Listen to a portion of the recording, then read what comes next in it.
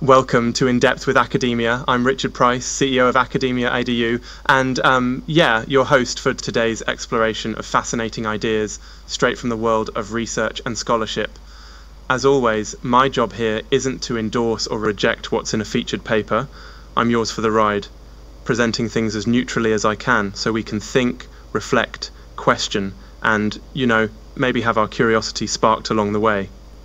Today we're shining our light, pardon the pun, on a unique topic, the enigmatic and perhaps underappreciated figure of Kamil Kartal, especially as he relates to the concept of the GÜNEŞ DİL, or sun language.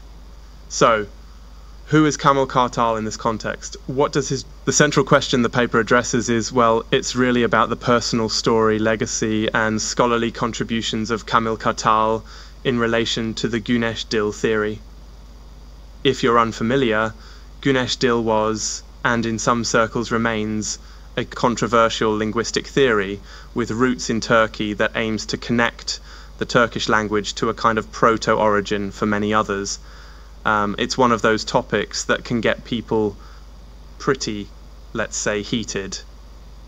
So why should you care? Why does this matter? Because it opens a window into how individual passion can keep obscure or contested ideas alive, how personal drive, collaboration, and even disagreement shape the world of ideas we live in today.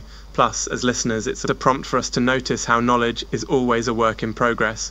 Nobody holds absolute truth. The paper I'm discussing was written by, yes, Kamil Kartal himself. That's right. He takes the unique approach of making himself the subject. That's always kind of bold, right? But it makes for a, I think, kind of intimate and honest story. In it, Kartal describes how, starting back in the year 2000, he launched a forum to bring together everyone who cared about the richness, purity, and correct usage of the Turkish language. Not just academics, but translators, linguists, historians, and people from all over the world.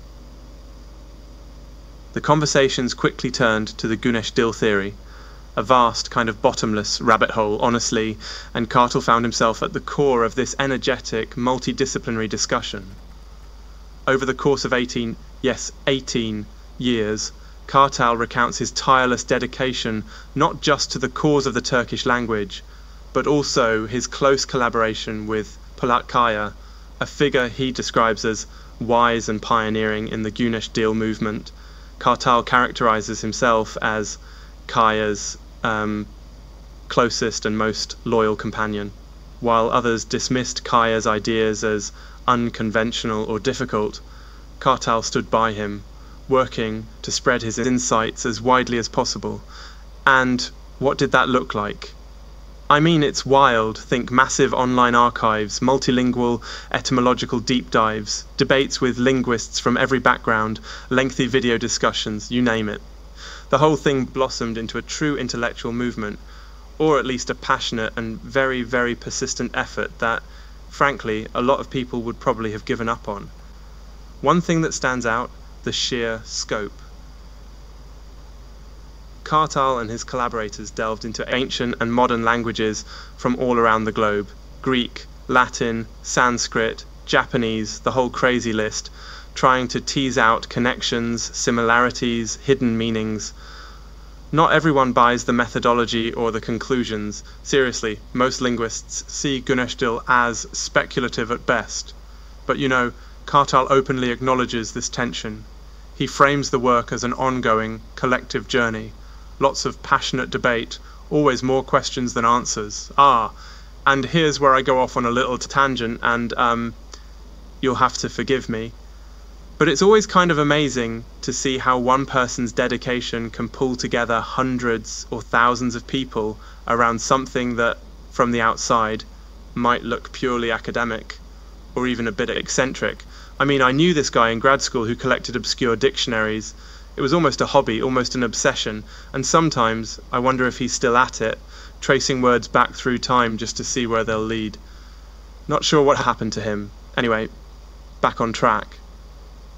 For listeners, what does all this mean? Well, Kartal's story is a case study in the persistence of ideas, even ones that aren't universally accepted. It's a reminder that the boundaries of knowledge are always shifting, and that the passion, effort, and tenacity of individuals do matter. Whether or not you agree with the GÜNEŞ DİL theory, you can't help but respect the drive to preserve, challenge, and expand what we think we know about language and cultural history. I want to wrap up by reminding you, again, academic work isn't dogma, and today's conclusions are always subject to revision. We're here to stay curious, to question, to keep digging. Big thanks for joining me today. I'm Richard Price, this is In Depth with Academia, and I'll see you next time for more journeys into the beating heart of human knowledge.